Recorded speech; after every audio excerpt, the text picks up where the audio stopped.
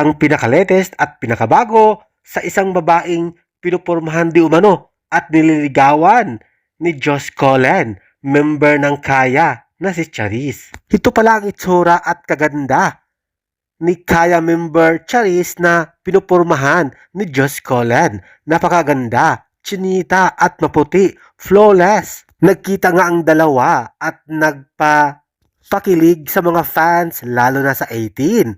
Sino ba ang hindi magkagusto at ma-in love at ma-hook sa babaeng ito na si Charis? Napakaganda at flawless, maputi.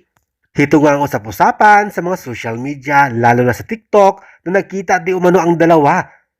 Ito na kaya ang girlfriend ni Josh Cullen o nililigawan pa lang niya at pinupurmahan. Walang masama naman sa paniligaw ni Josh Cullen kay Kaya member Charis dahil pareho silang single, binata si Josh at syempre dalaga si Charis. Na ito nga ang mga komento at reaksyon ng mga fans at 18 na kung saan nakita nilang magkasama o nakita sina Charis ng Kaya at si Josh Cullen ng SB19.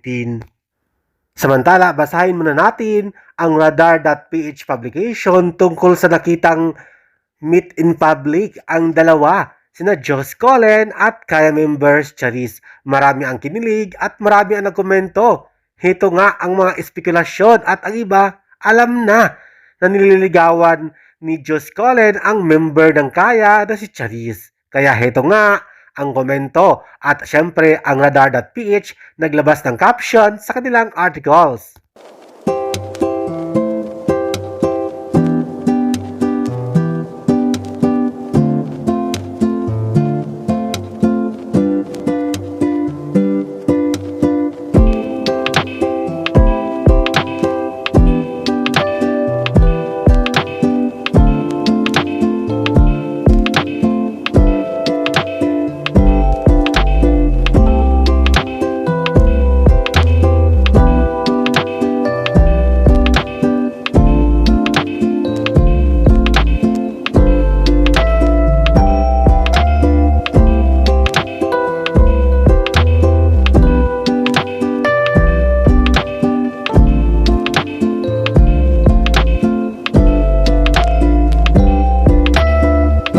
Thank you for watching, guys. See you in the next video and update. Please like and subscribe to my channel. Keep watching. God bless everyone and always remember, be yourself and be a good one.